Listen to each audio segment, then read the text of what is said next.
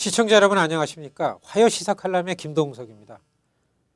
여러분, 미주 한인사회와 그리고 한국을 떠들썩하게 했던 버지니아주의 동해병기 법안이 이제 마무리되었습니다.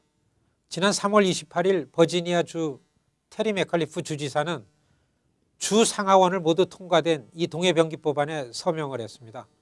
오는 7월 1일부터 발효되는 이 법안은요, 버지니아주 내 모든 공립학교 교과서에 동해와 일본해를 함께 적도록 하는 내용입니다. 미국의 새 학기가 시작되는 2015학년도부터 버지니아주 공립학교 교과서에 한국과 일본 사이의 바다 이름은 동해와 일본해로 함께 표시되고 학생들도 동해라는 명칭을 배우게 됩니다. 이제까지는 일본해로 단독 표기되어 온 것입니다. 여러분, 버지니아주의 한인들이 그야말로 역사적인 일을 해낸 겁니다. 좀 더 소상하게 설명을 하면 지난 2012년도에 버지니아의 한인들은 백악관 웹사이트를 통해서 동해병기해야 하는 것이 맞는데 미국은 일본해로 단독 표기하고 있는 문제점을 지적했었습니다. 이에 대해서 백악관은 지명은 하나로 통일하는 것이 미국의 원칙이다라고 기존의 입장을 강조하면서 확인만 해줬습니다. 여러분, 한인들이 그냥 물러나지 않았습니다. 풀뿌리 시민운동으로 지역으로부터 다시 시작을 하자, 이렇게 시작했습니다. 연방의회가 아닌 버지니아 주의회에 교육관계법을 상정시켜 이번에 그것을 통과시킨 겁니다. 풀뿌리 정치참여운동의 큰 성과입니다. 시청자 여러분, 이번 버지니아에서 이런 성과를 이뤄낼 수 있었던 것은 바로 버지니아 한인들이 이러한 목표를 갖고서 버지니아의 작년도죠, 2013년 선거에 적극 참여했기 때문입니다. 버지니아의 중심인 페어팩스 카운티에 밀집되어서 살고 있는 한인들이 2013년 버지니아 주지사 그리고 상원, 하원 선거에 유력한 후보로 나온 사람들의 선거운동을 도와줬습니다. 여러분, 선거 자금까지 모아줬습니다. 그리고 미디어를 통해서 홍보까지 해주면서 그러한 선거 도우미 역할을 했습니다. 꼭 한 가지 그들에게 요청을 했습니다. 여러분, 당선이 되면 이 동해병기 법안에 찬성표를 던져달라는 그런 조건부 선거 참여를 했던 겁니다. 지금 미디어가요, 법안이 통과되고 주지사가 서명하고 그러한 거에만 주목하고 있지만 사실 우리는 이러한 성과를 이루기 위해서 작년도 버지니아주 선거에 그야말로 열심히 참여한 한인들의 노력에 더 주목해야 할 것입니다. 시청자 여러분, 지난해 버지니아 주지사 선거가 아주 박빙이었습니다. 전통적으로 공화당이 강세인 버지니아 주지사에 민주당의 테리 맥칼리프가 도전장을 냈죠. 여러분, 테리 맥칼리프가 누굽니까? 1990년도 초반에 민주당 전국 의장을 지내면서 아칸소 주지사였던 클린턴을 대통령으로 만들었고요. 클린턴을 재임까지 하도록 한 장본인, 바로 그가 맥칼리프입니다. 선거에 대해서 누구보다도 선수입니다. 맥칼리프가 공화당의 안방에서 작년에 공화당을 이겼습니다.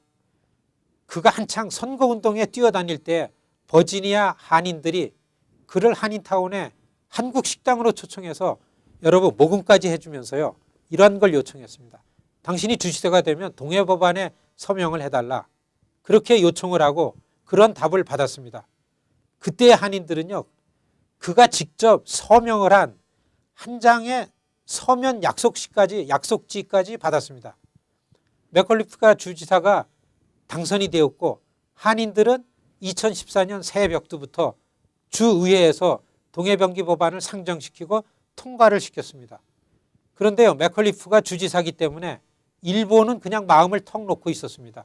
왜냐하면요, 과거 맥칼리프 주지사가 민주당 의장일 때에 그리고 클린턴 선거운동을 할 때에 맥칼리프 주지사는 거의 전적으로 일본계에 의존했었기 때문에 일본은 동해병기 법안에 그가 서명을 안 할 거라고 기대했습니다. 그리고 아니면은 다른 수정안을 내서 의회로 돌려보낼 것을 확신적으로 기대하고 있었습니다. 여러분, 그리고요, 주지사는요, 나중에는 서명하지 않겠다는 말까지 흘렸습니다. 의회에서 통과되고 한인들은 아주 열광적으로 성사되었다고 벌써 샴페인까지 터뜨렸습니다. 여러분, 한인들에게 비상이 걸렸죠. 심지어는 역사 진실 문제의 흑인 이슈와 결부를 시키는 주지사의 발언까지 있었기 때문에 정말 한인사회가 긴장이 됐었습니다. 그런데요, 바로 맥컬리프 주지사가 서명한 한 장의 약속 종이 그것이 역할을 했습니다. 맥컬리프 주지사는 선거 때 한 약속을 지키는 것이 정치인들에게 얼마나 중요한지를 너무나 잘 아는 정치인입니다. 한인들은 주지사가 서명한 한 장의 종이를 미디어를 통해서 내보이면서요, 공개적으로 주지사에게 법안에 서명할 것을 요청했습니다. 상대당인 공화당에서는요, 주지사가 선거 때 약속을 한 것을 지키는지 아닌지를 보겠다고 했습니다. 지난 3월 28일 맥컬리프 주지사가 일본 측의 눈치를 살피면서 아주 조용히 동해병기 법안에 서명을 했습니다. 여러분, 정치 참여 운동의 절실함을 강조해서 우리에게 설명해주는 아주 빛나는 성과입니다. 시청자 여러분, 시민참여센터는요, 지난해 초부터 버지니아 한인들에게 선거운동에 끼어들 것을 반복해서 독촉하고 촉구했었습니다. 모금까지 해야 한다고도 했습니다. 버지니아는 양당이 뉴욕이나 뉴저지보다도 더 차이가 없는 박빙의 선거를 치릅니다. 한인들이 아주 소수라도요, 당선을 위해서는 너무나 중요한 유권자 집단입니다. 시청자 여러분, 버지니아에 이어서 뉴욕과 뉴저지에 같은 내용의 동해병기 법안을 상정시켰습니다. 지금 우리가 법안 통과를 위해서 서명운동하지요, 의원들을 만나죠, 이런 활동을 합니다. 그런데 더 중요한 것은 그들의 선거운동에 들어가야 합니다. 뉴욕과 뉴저지에서 올해 선거가 너무 중요합니다.